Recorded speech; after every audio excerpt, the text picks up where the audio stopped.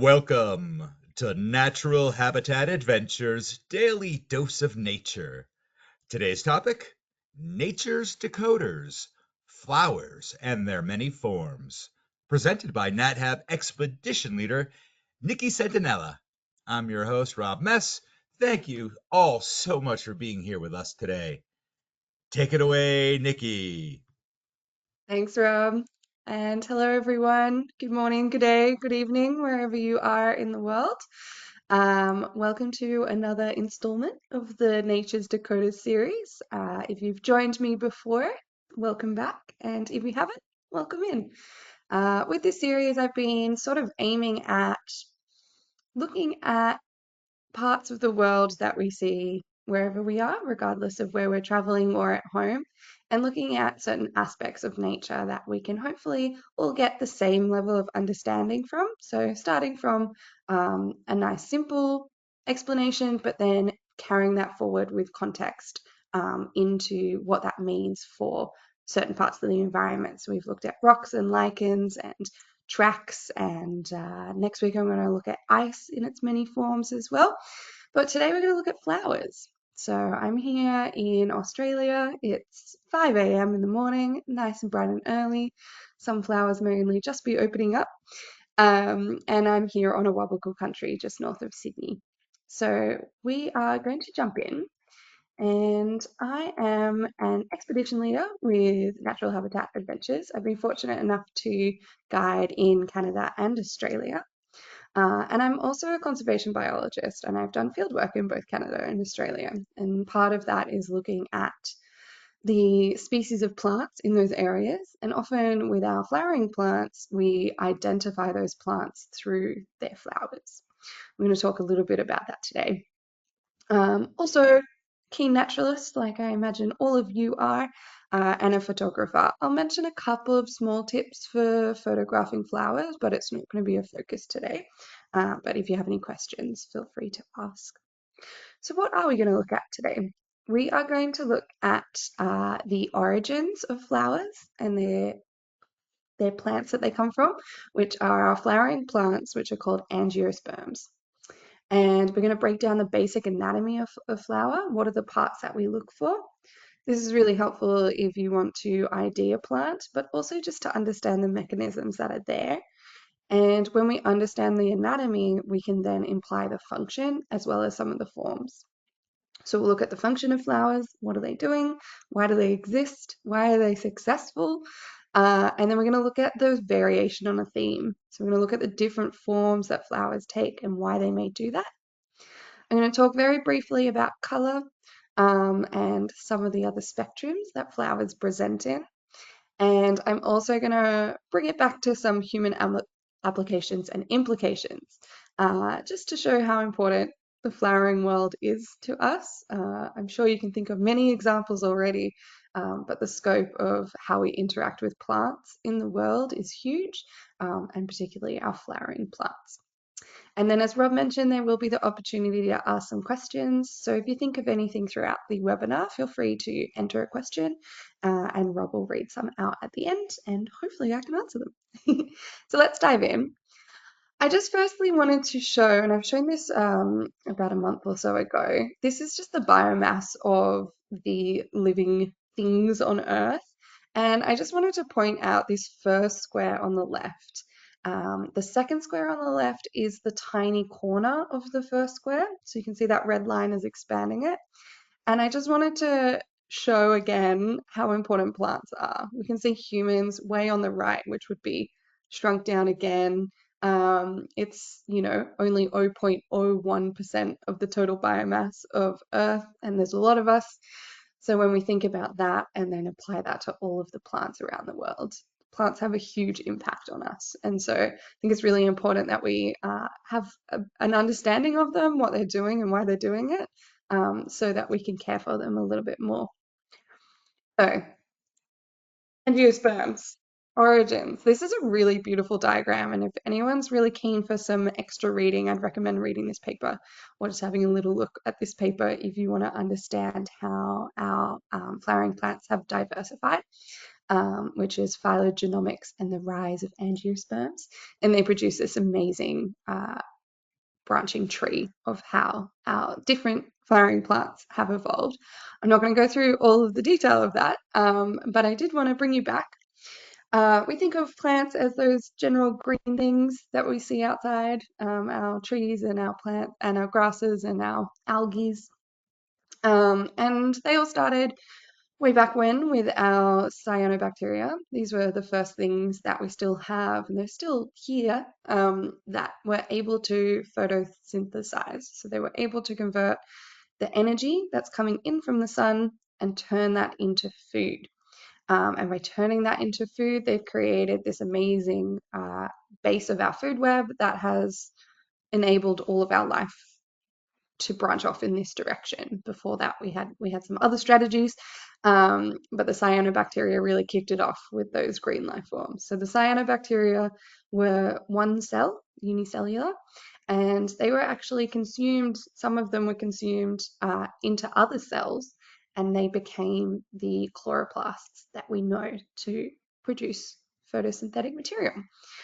So from that, little things, big things grow. That was about 1 billion years ago, not too long. And then we had our land plants. So our land plants, we would have had our cyanobacteria mainly in the waters, and then our algae evolved, and then we got our land plants. And our land plants evolved 850 million years ago, and it wasn't until way later, super recent, if you break up 1 billion and you think about, the last 9/10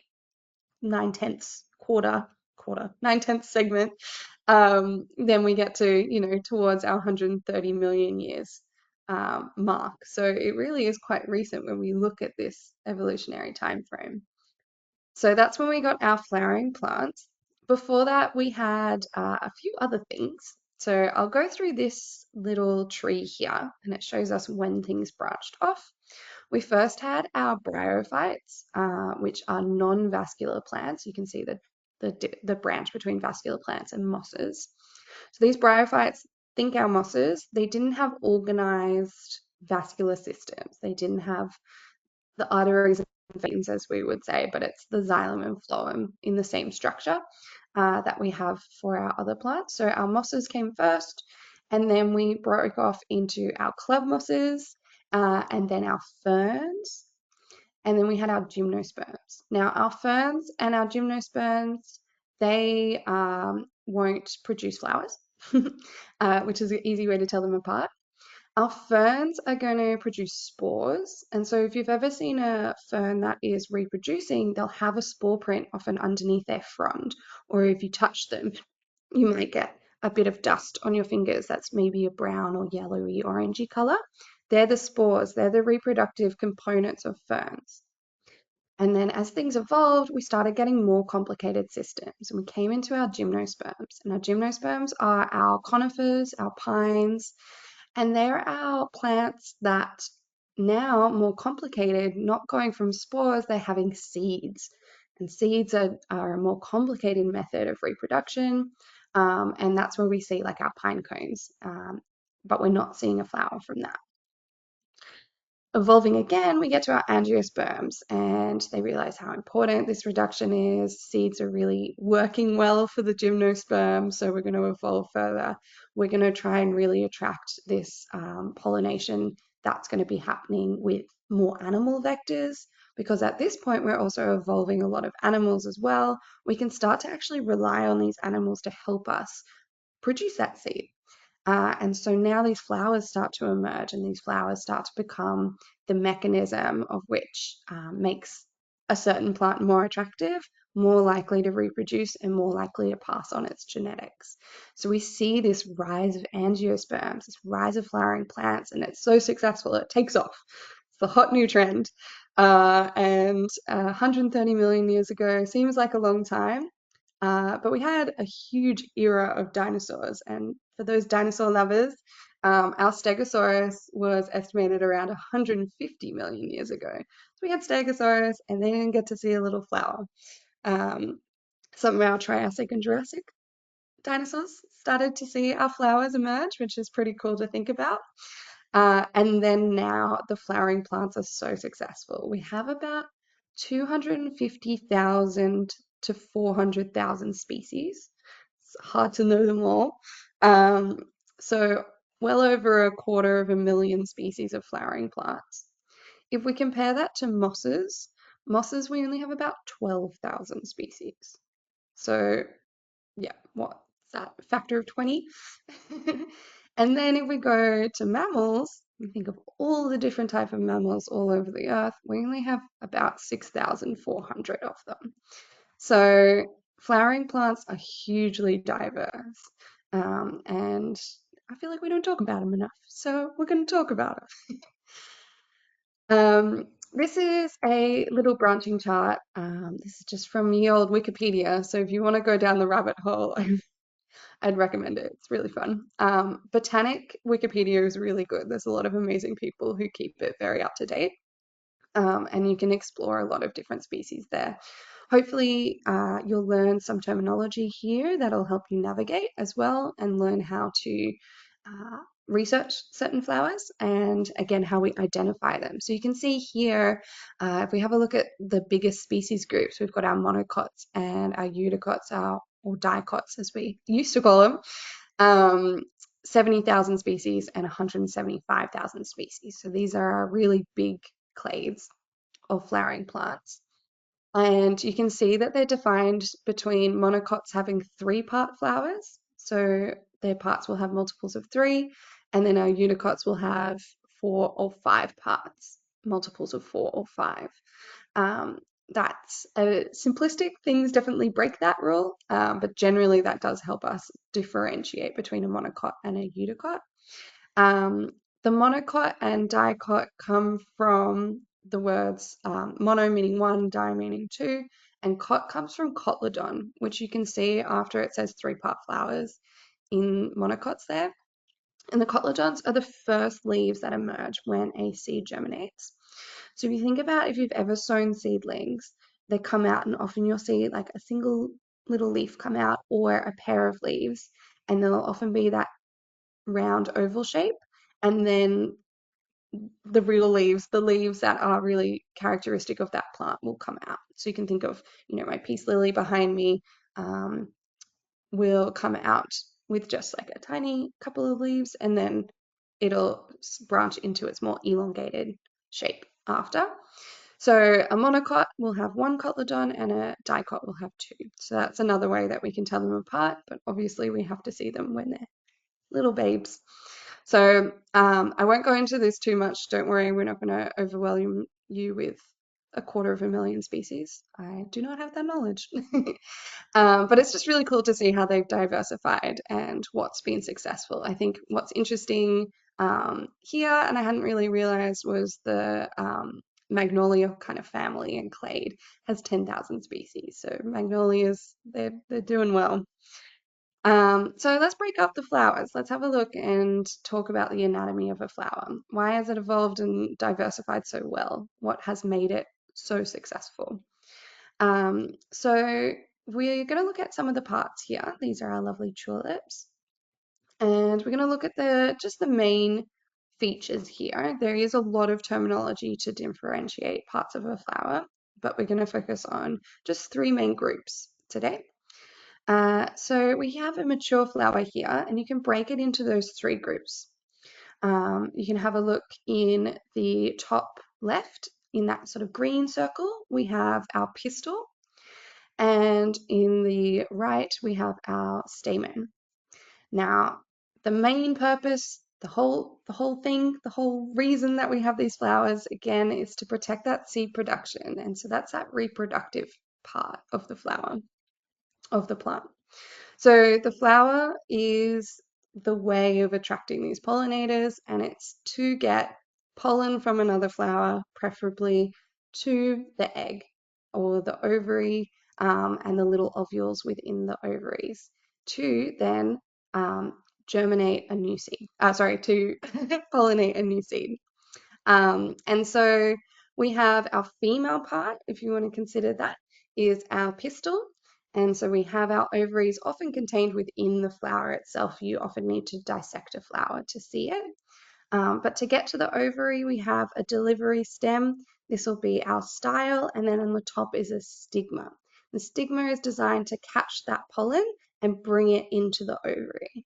So often it can appear kind of wet, and that moisture will allow any of those pollen particles to stick onto that style and go down into the ovary. And that's really helpful to help hydrate and move the system around. And I'll talk about that in a moment. Um, and that pollen is coming from the male part. And so the male part is within the same flower, but they will have mechanisms where they try and release pollen at a different time that they accept pollen. And this is to stop self-fertilization, so that they don't just get the pollen that they already produce. They want to get pollen, hopefully from another flower. So if they can offset the timing of making that stigma really sticky and releasing that pollen, that's going to be really successful. So then we can move on to our male parts. Our male parts are often on the side, and these are the ones that produce our pollen. So we have the stamen, and the anther is the bit at the end, and that's what produces the pollen. And then we have the perianth, which I often don't use the word perianth because we're often just talking about petals and sepals. So petals, we think obviously our big showy modified leaves, actually. They're originally leaves that have been modified if we look at the evolutionary history. We have our petals, and then underneath we have our sepals, which are often the little green bracts underneath. However, there are quite a few species that have adapted their sepals to also be big and colorful and showy and help attract those pollinators. So sometimes it can be a bit tricky to tell the difference between a petal and a sepal. And there's a nice catch-all term that I love, which is a tepal, T-E-P-A-L. And that is when you can't really distinguish between a sepal and a petal. So it's just a little fun fact word that I've retained for a very long time. So what does this look like in practice? We can have a look here at our tulip again. And if we have a look, can you identify the female part, the male part, and then our perianth? So if we have a look here, this is right in the center of the tulip. This is our pistil. We can see there looks like a little bit of a sheen on the stigma there. And then we have our male parts. These are our stamens with our anthers here. They're producing pollen. You can see that beautiful yellow-green. And then the perianth will be these petals. Now we don't see any obvious green underneath, and a trick for our tulips, these are tepals. So they have 6 what seem to be petals. 3 of them are actually petals and 3 of them are sepals or sepals. So we can call them tepals or tepals. Have a look at a cactus flower. We got the same thing. Can you spot the female part and then our male part and then our perianth? So we have our parts are labeled there. I didn't do the female part on the pink cactus, but you can see that white style emerging in the center. So that's the basic form that we get on all of our flowers. And this is really helpful for identification because the shapes of these parts, as well as the number of these parts, will help you identify. So if you go into most wildflower books or flower books, that are looking at identification, they'll break down the flower into how many petals there are, how many stamens are evident, whether they're groups of 3 or groups of 4 or 5. So very useful to know where these parts are and also what they're doing. So this is our classic flower, but what happens when we have something like a sunflower? Okay, I can see petals around the side and I can see what seems to be some sort of center, but there's a lot of things going on.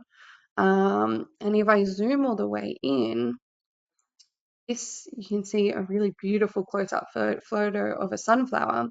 And you can see each individual section in the center has what seems to be a little anther and a style in the center, and then they look like little petals.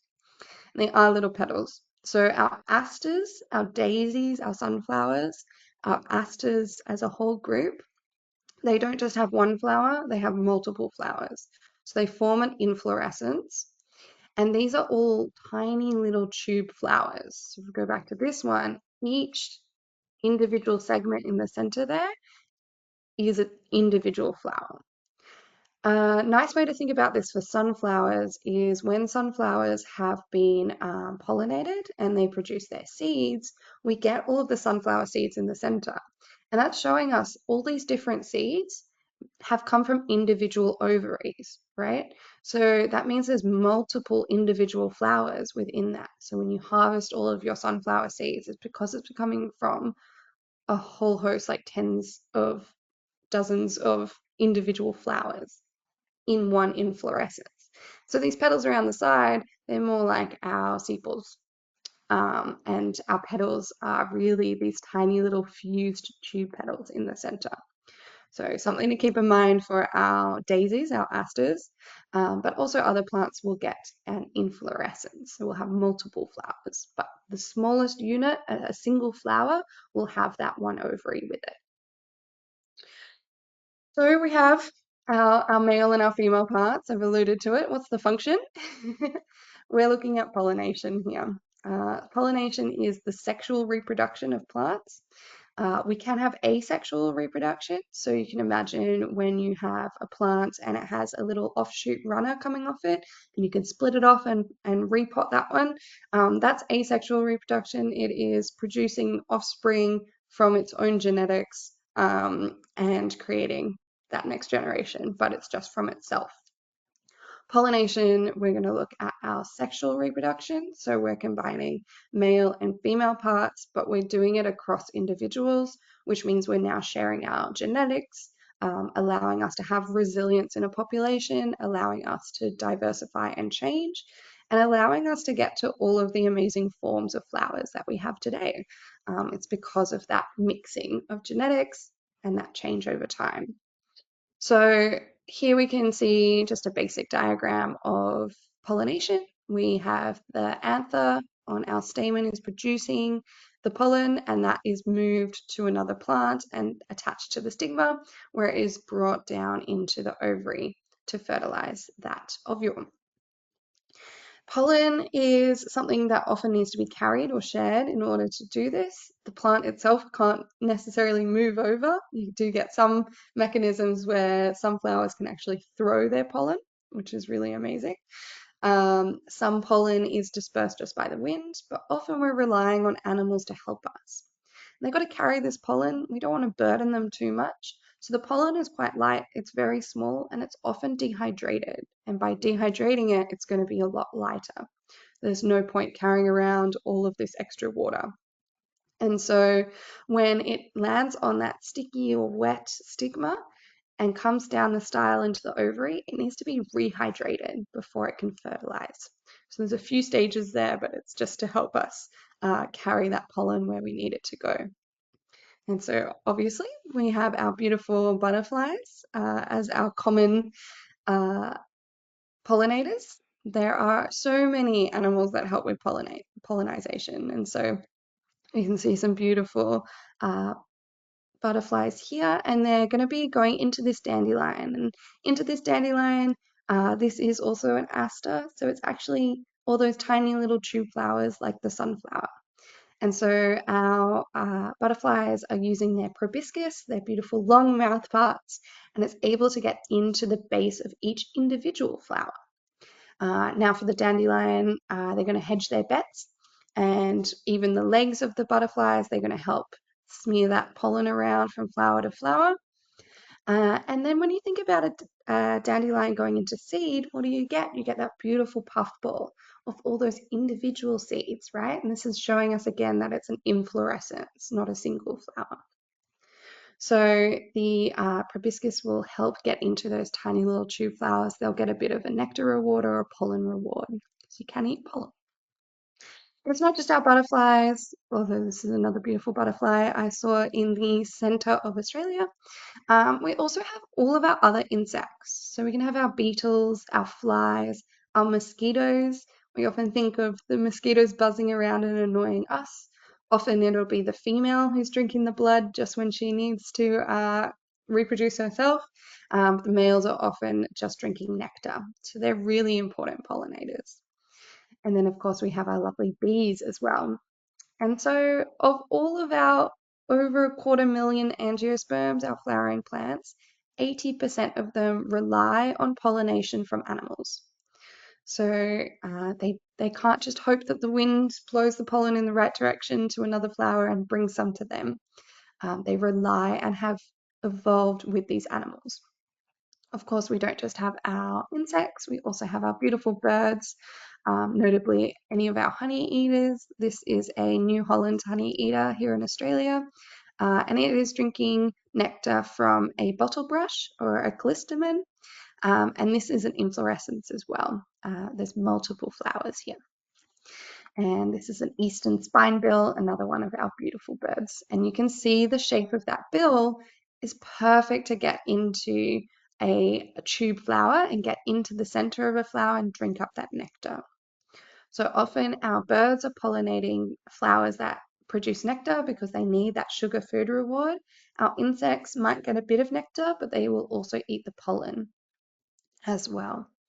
And so the birds, the way their beaks have shaped, have helped flowers, and flowers have shaped beaks of birds. And so it's a pressure going both ways.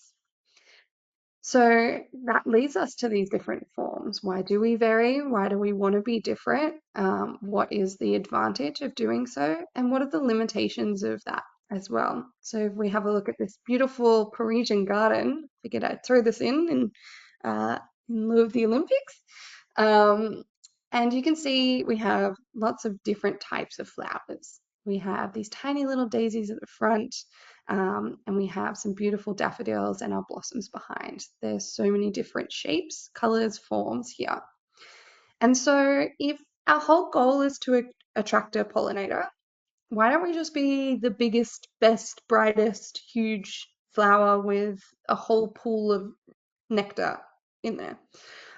It's expensive. It's really hard to produce that. It takes energy to produce those organs and to produce the pigments that create color.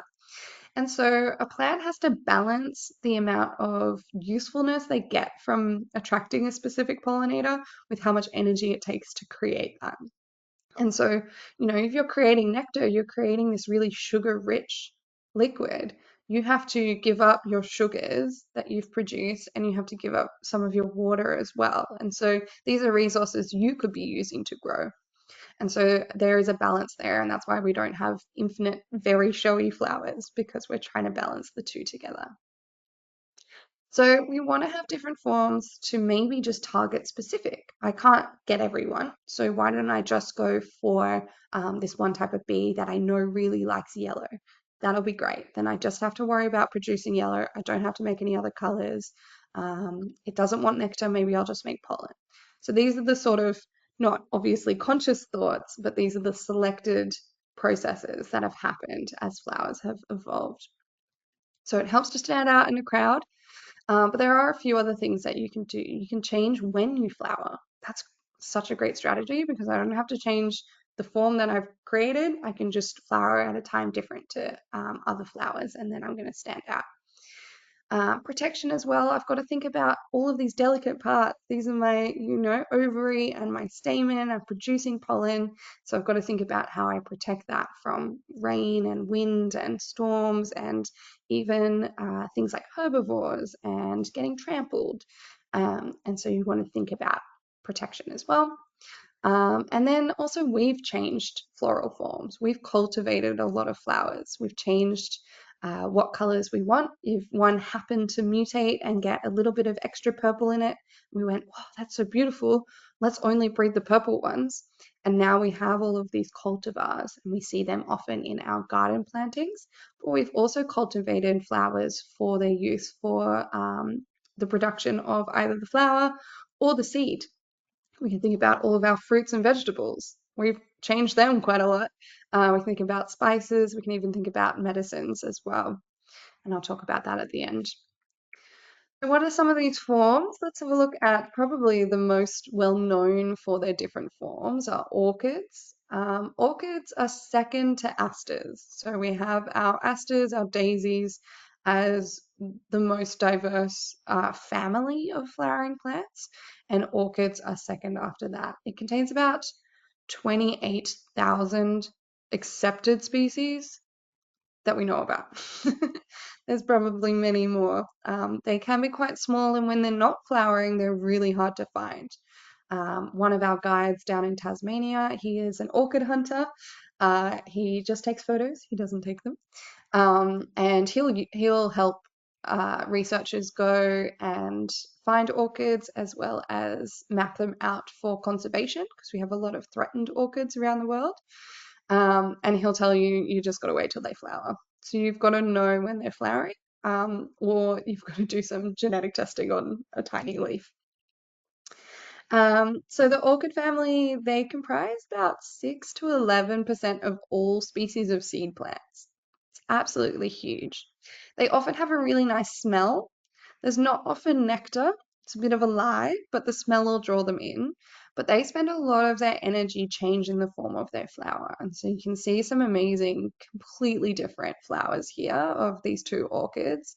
And they're trying to attract specific pollinators. We often see them trying to look like a male wasp or sometimes a male fly, to attract the insect to think, oh, hey, maybe I'm going to sexually reproduce, but they're just pollinating that flower instead. And so they put so much of their energy into these diverse forms, being able to elongate their petals and have different colors and textures, and really produce that potent scent as well. And it means that they're not putting that energy into their leaves. And that's why we don't often see big leafy orchids. We're seeing these amazing flowers. So that's that trade-off between how much energy that they can use and how well their display is as well. So those strategies I talked about, it had a scent but not nectar. This is some beautiful wattle, acacia species, which is flowering at the moment in Australia, and it is so beautiful. I love the smell. It's really subtle and earthy, and oh, it's beautiful. Like looking at this photo, I can smell it. And these flower in winter for us, so it's never a dull moment over here. They will produce this amazing scent, and scent's a really good way to bring in pollinators. Brings me in for sure. I'll be up in that wattle and moving that pollen around. So scent is a really important factor. It is made of many different types of chemical components, so I won't go into that. Go down that rabbit hole, it's really fascinating. And nectar is that sugary liquid substance. So they don't necessarily have to come together. The scent and the nectar are produced in different ways. And so you can have a nectar that doesn't smell, and you can have a scent without having nectar. So they are different strategies. But in the center, we'll always have pollen, because pollen is that reproductive part. That's the like the spores for ferns, or sperm for well, it is a sperm going into the egg. So that is our pollen, will always be there. Nectar, as I said, sugary. Pollen is actually a really good source of protein. And so some of our insects, like our bees, will eat the pollen as a source of protein. So they are getting a reward for going to that flower. It's not all in vain. They're not just helping this flower out for their own goodwill. They get to eat as well. There are some flowers that have said, hey, it's so much energy to produce nectar. I'm just going to smell good and not have nectar, and you'll probably still come anyway. And so those mimics will be able to offer less a reward for the pollinators, but it's still successful enough that they keep coming back. Our beautiful frangipani, you can think smells so beautiful, and it doesn't have nectar. So the pollinators who are going there for that beautiful smell, they're not getting nectar. They're just sharing that pollen around. So the other strategy we have is timings. It's really important if everything flowered at the same time. I mean, if I was a little bee, firstly, I'd just be overwhelmed. But it's less likely that I'm going to be able to pollinate every single flower that's there. So if I can target my timing as a plant to just come out and I'm the only one there, then I'm definitely going to get all of those pollinators paying me all the attention. So we can think about these beautiful blossoms in spring. it's a great time to emerge, and plants know it. The plants that are producing these spring blooms are putting all of their energy into their flowers before they even produce leaves. So as soon as that snow melts or it starts to get warmer, they can start to put all of their energy into reproduction. Hopefully, all of the pollinators are ready. They're just emerging as well, and they're hungry. So it's a really great time to not have competition. Another thing that we might see for timing is after fire. So, kind of like after a winter when things are quite desolate, after a fire, there's not much out. So, if I can be the first one in this changed environment to produce a flower, then any other pollinators that are out there, they have to come to me because I'm the only one there. So, fireweed is a really good example of timing, and they will just burst to life waiting for those opportunities after a fire to germinate and produce those flowers. We see this a lot in Australia as well. I've talked a little bit about fire ecology in Australia, but a lot of our species need fire to germinate their seeds, and one of the first things they'll try and do is flower as well. So then we have these beautiful bluebells over in Europe, and they're coming out, but there's a bunch of other species as well, and they've all figured out, oh no, spring's such a great time to come out, and now you have competition as well. So what sets them apart? And if we zoom in, we can see there's different types of flowers here. We have different shapes. You can see the bluebells hang down. They're going to be more attractive to certain species than one that's facing up, depending on who's flying by or if they're crawling up from below. So the shape of the flower will attract different pollinators. And then, of course, we have color, which is a really easy way to be different as well. We love color. We choose it for our gardens. This is in Canada. This is in Nelson in British Columbia. Really beautiful garden, and all selected. The plants have been chosen to be put there so that they all come out at the same time and they have different colors. So we select for color. We select for color when we pick our bouquets, and our pollinators also choose.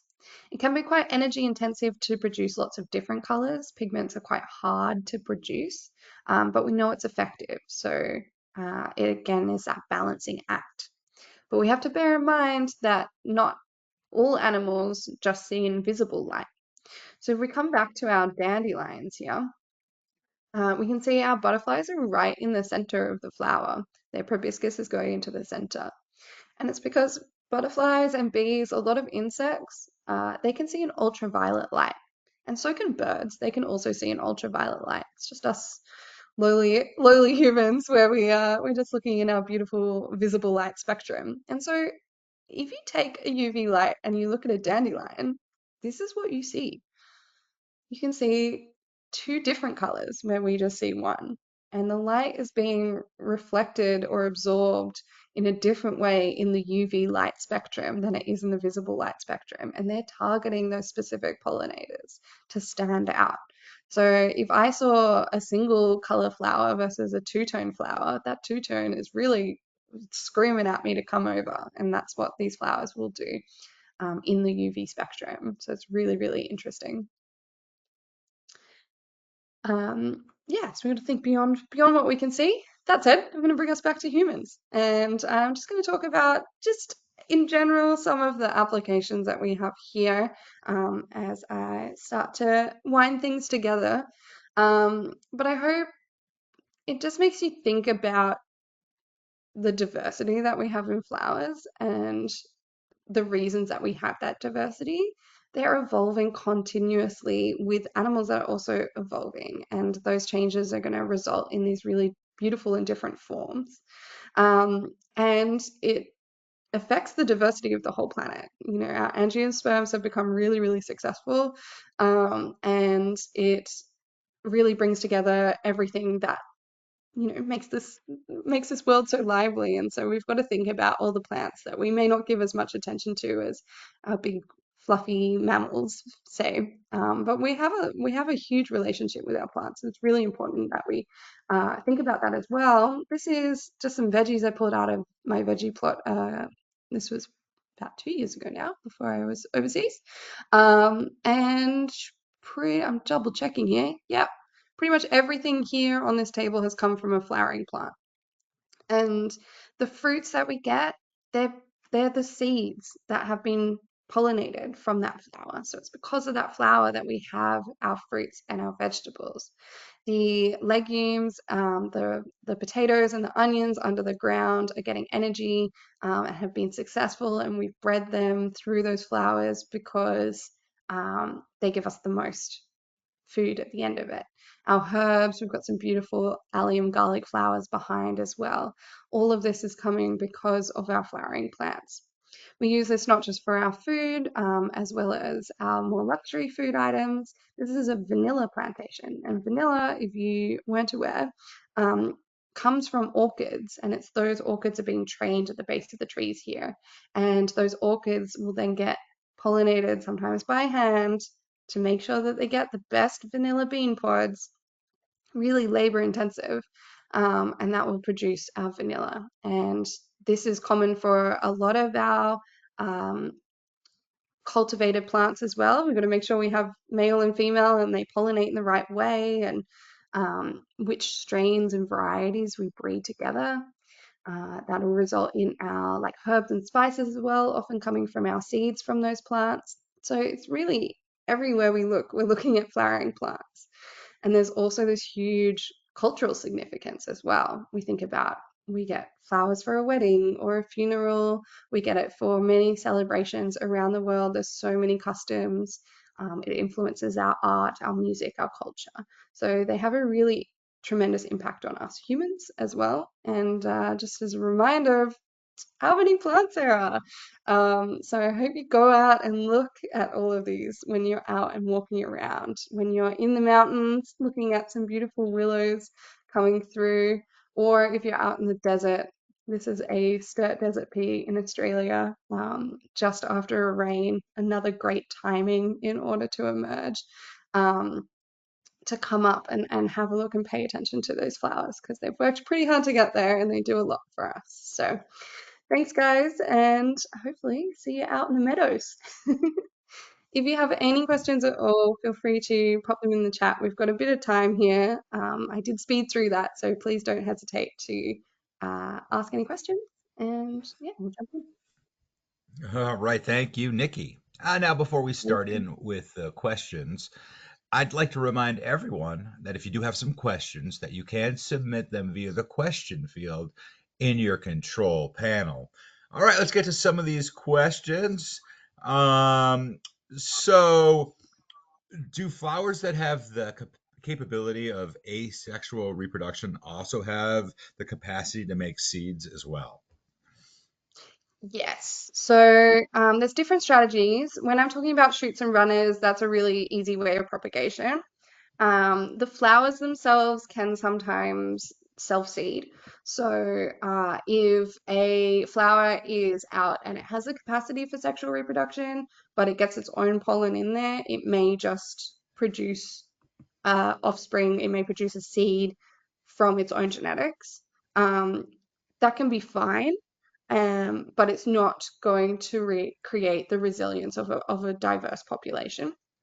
And so flowers do it, and it's great because they still have offspring, and we're still thinking about future generations. Great, but ideally they're targeting that sexual reproduction, and so there'll be different mechanisms that they can use. Some will even recognize its own pollen and reject it, and won't try and rehydrate it. That can be quite metabolically taxing. It can be quite hard to get that mechanism right. A really easy way is to just not produce at the same time. So if I can release my pollen first, and then when my pollen's done, then I can make my stigma really sticky, then I know I'm going to get pollen from another flower because I'm not producing it anymore.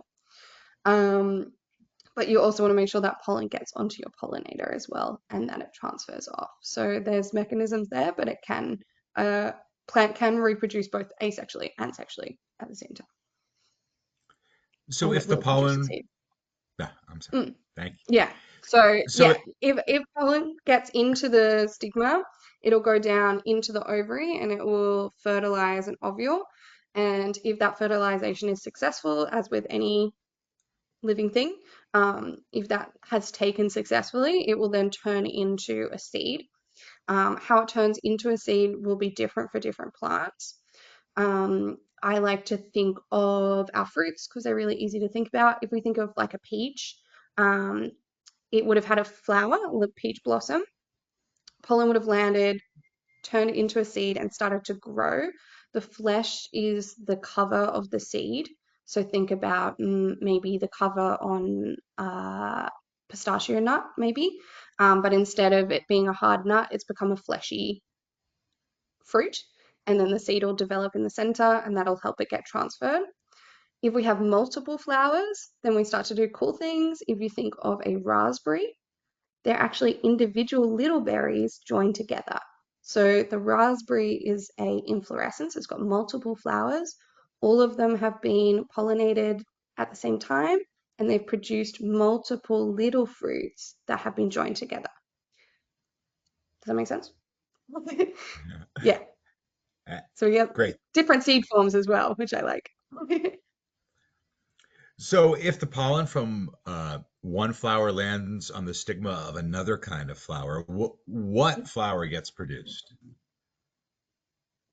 It'll be of the same species. So we are just looking at species. So it has to be from one daisy to another daisy. We don't, you can get some crossbreeding, but not really. We think about breeding within any class of living organism. A species is defined generally by it cannot reproduce with something else that's not its species. That's how we separate species. So, different mammals can't breed together and produce viable offspring. It's the same with flowers. So, a daffodil and a daisy can't accept each other's pollen. It's too different. It doesn't take. They're completely different forms. The genetics different. So it has to be from the same species. Species that are really close together genetically, like they've only maybe just evolved differently, sometimes you can get some crossovers. But within the species, that's where we're looking at the variation. So I could have, a red tulip and a yellow tulip, and those two tulips can produce together, and I might get a cool red, yellow, stripy offspring. And that's how we produce our different flower colors. But our tulip and our daffodil won't be crossing pollen. If they do get pollen, say a bee comes on and they've got pollen from a whole bunch of different species, it's just going to reject the ones it doesn't want and it's going to take the one from its own species. Great. Thank you very much. Appreciate that. So one of our guests notes that ragweed pollen is pretty bad in their area and they're starting to sneeze all the time. Now, is this a defect in some humans? Do we know why this affects us this way? Yeah, I haven't looked very deeply into pollen allergies, but it is an insensitivity for us humans. Different animal species will have different intolerances to certain plant things.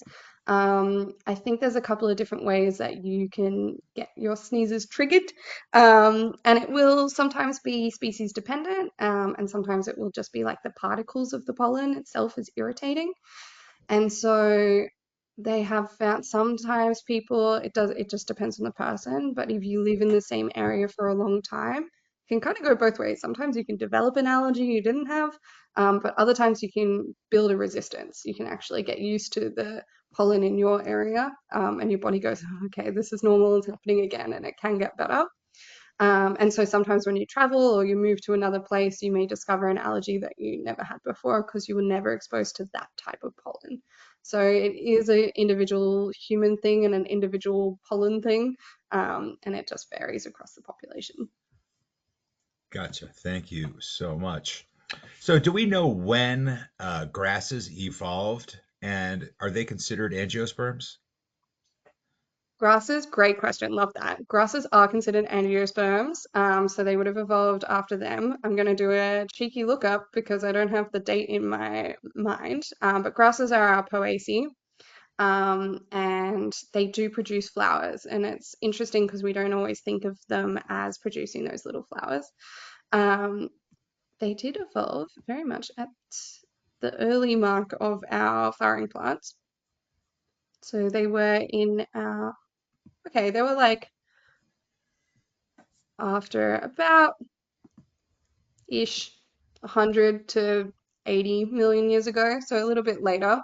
They are angiosperms. So when a grass produces their beautiful um, inflorescence, which it is, their little grass stalk, they have tiny little flowers that drop out of their inflorescences, and then they'll turn into those seeds. And we mainly think of grasses as having those seed heads because the flowers are just really, really small. So they're often pollinated by small insects. Or also wind as well. They could just blow against each other, and they can spread their pollen that way, and then they produce their seeds. So things like our wheat, which is our flour, actually is coming from our grasses, and they're coming from our flowering plants. Great question. So another one of our guests notes that rabbits like to bite the head off of their tulips. Do we know why this would happen? I like to think in an abstract world, they're just really against tulips reproducing. Often it can just be they taste good. So flowers, the petals themselves are often a softer, more palatable texture.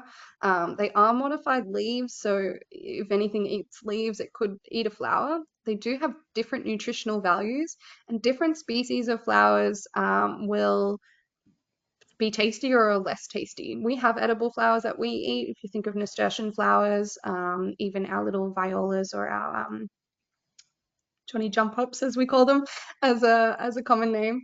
You can eat them, and sometimes they taste a little bit of sweet. They're not as tough and fibrous as leaves, and so it makes them really nice for a bunny to munch on. Um, some of them might taste awful, and that's a really good defense to protect their reproductive organs. That a flower might be like, I don't want, I keep getting eaten by rabbits, so 100,000 generations down the track, I'm going to make sure I'm really bitter. And so we'll sometimes get those, and that's because it's got so much pressure that it's being eaten. It needs to find a way to change that. And yeah, so they will vary, but generally flowers are going to be nice and palatable. Great. Thank you for addressing that. So if you were going to hike the Bubbleman Trail and Cape to Cape south of Perth, what flower guide would you use? um, Depends if you're going to do some other travel around Australia. You can get some like general Australian guides that'll break down to a certain degree, at least, all the different families and some of the really big popular genus here in Australia. If you haven't been to Australia before, our botany is so different. It's amazing. Like we've been on our own as a continent for a really long time, so our flowers have evolved some really amazing and unique traits that we don't see anywhere else in the world. And then we also have some really ancient species that are from our original Gondwana land, which connect to Antarctica and South America and South Africa. So we see some really interesting things there. So if you want a really general guide, I would pick a general Australian guide because it means if you travel anywhere else, you'll have a foundation. But there will be local guides. There's often local guides for the specific track. I'm not sure for that track in Perth. I don't know all the different guides that they have, but you can sometimes find ones that are really niche to. I've got, of course, I've got books with me. I've got one for Cradle Mountain in Tasmania, and it will just do uh, the flora of that one area. And what's good about that is you're not going to be confused by other species that are there that may exist. It's going to just be the ones that you can see there. And it often tells you exactly where it is. So for Cradle Mountain, it says on this track at mile marker X, you can find this in spring. So those guides can be really specific. I would look for a southern Western Australian guide because Western Australia is huge. So I would try and find one as local to Perth if you're going on that hike for a long time. Or if you're traveling elsewhere, then get a broader guide. But have a great trip. That's amazing. Great. Thank you for that one too. Unfortunately, that will be the last question that we do have for today. So I'd like to hand it back to you for any closing comments you may have for us. Thank you, Rob, and thank you everyone for tuning in. Thank you for your amazing questions, and I hope you've been enjoying this Nature's Decoders series. and taking a closer look at the things that we encounter every single day. I hope that inspires you to go out and get a little bit closer, and yeah, just explore the world around you. I'm going to be talking about ice next week, but check out all the other webinars that we have going on at the Daily Dose of Nature, and we'll see you next time. Nikki, thank you so much for taking the time to present for us today. And I'd also like to thank everyone who tuned in today. If you are interested in information on how you can travel with NatHab, please give us a call at the number on your screen, or you can send us an email at info@nathab.com. Our adventure specialists are happy to help you out. Join us tomorrow for our next daily dose of nature. You can check out this week's lineup, including registration links, on our website at nathab.com/webinars. We did record today's presentation, and we will have the replay available on our website soon. With that, I will conclude today's webinar. Goodbye, everybody. We'll see you next time.